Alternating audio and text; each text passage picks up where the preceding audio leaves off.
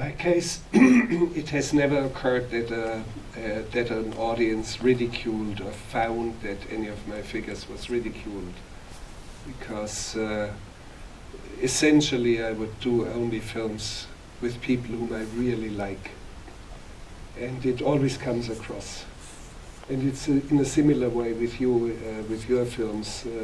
Joyce, for example, is not ridiculed, although when you look verbatim at what she says and what she has done, and so you have the feeling how strange to make a film about her, but she has a great amount of dignity, and you can tell that Errol loves her in a way to tell her story and give her the voice and give her the screen that she deserves. It's always like this in your films. Yes. And including those who are not really sympathetic, like in the film about the man on death row. Yes. He's really not sympathetic, and Errol gets him off death row and gets his liberty, gets his freedom. The next day, the man sues Errol for participation in revenues. So. There's one audience member who misinterpreted what was the film.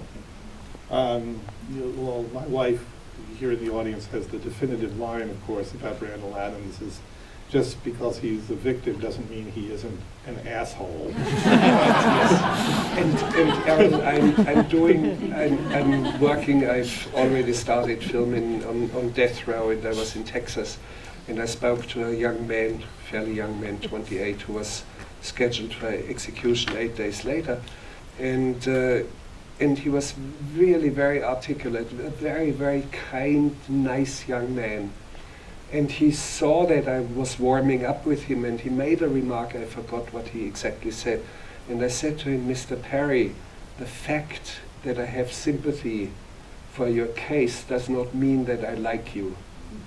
And behind this 2-inch thick glass, he just froze and looked at me and thought for a moment whether he should stop the discourse or not, and then got himself together and said, I think I understand you. So, and the same thing with you, with Adams, the man on death row. The fact that you have sympathy for the case, and that you are trying to settle a question, a deeply disturbing question about justice and injustice, does not necessarily mean that you have to like him. Oh, but I did like him. And when he sued me, it really, really hurt my feelings.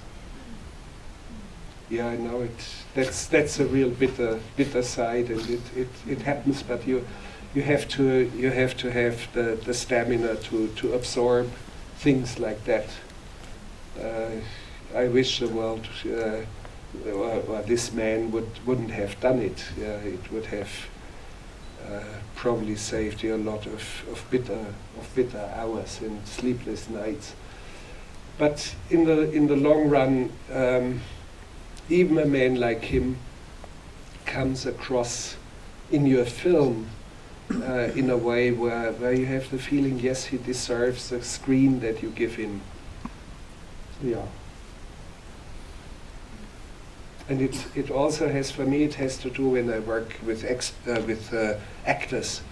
And quite often people are asking, how do you deal with a star like Nicolas Cage or so? And I say, no, I tell them there's no star in my movies. I do not like the notion of stardom, but whoever steps in front of my camera is royalty.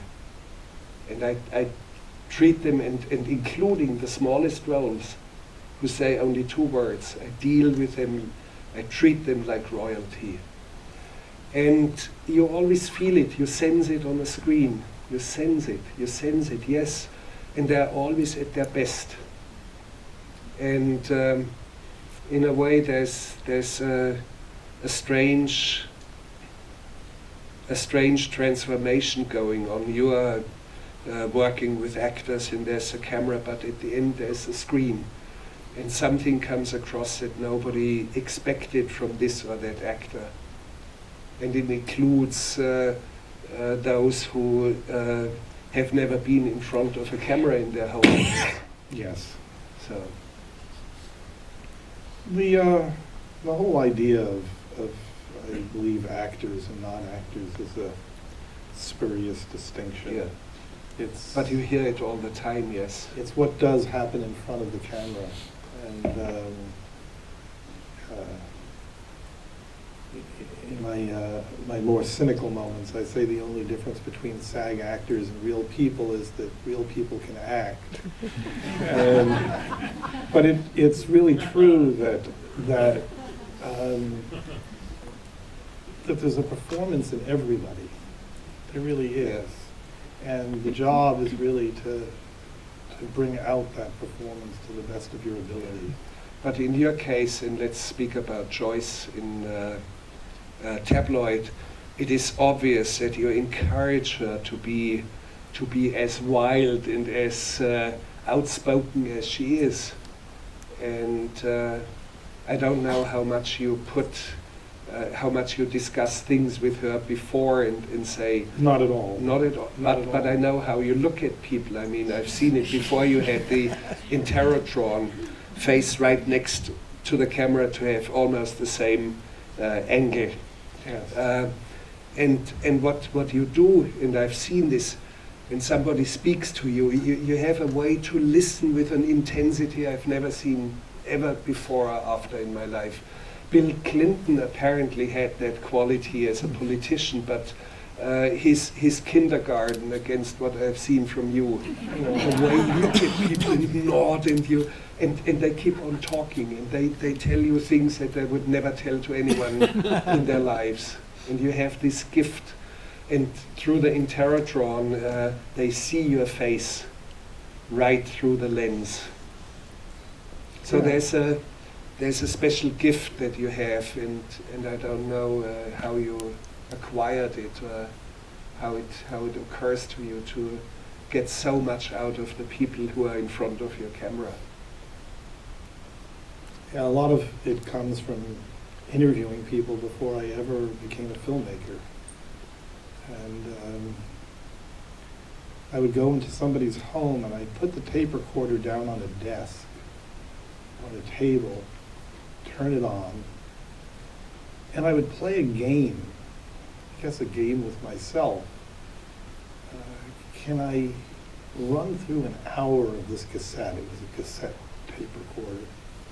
Can I run through an hour of this cassette without my voice being on the tape?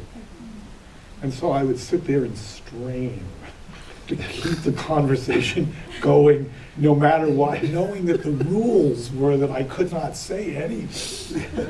And I finally achieved that objective. And people talk for a full hour. Full hour. Until the With my tape clicks and stops. Yes, without my voice on it. And I thought, yes! But I know the face that you are coping. I know how you look at people and in a way to expect more, and it's so fantastic, and you can tell from your face. You have to talk on. You have to keep on talking. There's some very special quality in that, and I think nobody can learn it, even if you filmed yourself and you gave it away to film students. They would never get it. Also, it's not knowing what's going to happen. Interviews are investigative, properly considered. You don't know what you're going to hear. You should be, in truth, surprised. I've been interviewed by many people over the years, and if someone shows up with a list of questions that they're going to ask and they tick them off one after the other,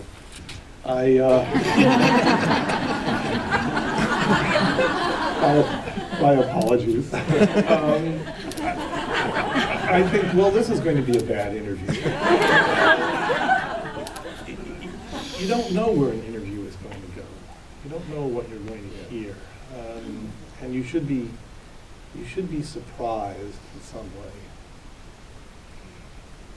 We've raced through our own hour of tape, and it's been full of surprises and an extraordinary time. We have to get you both off to your screenings tonight.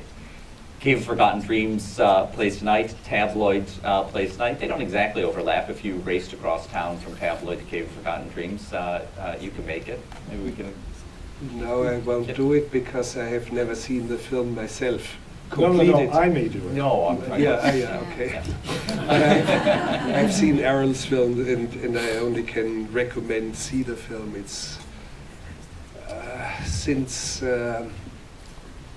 Werner, Florida, I have not seen a film of yours that have moved me so deeply. Well, thank you very, very much. We're so grateful to have you both here.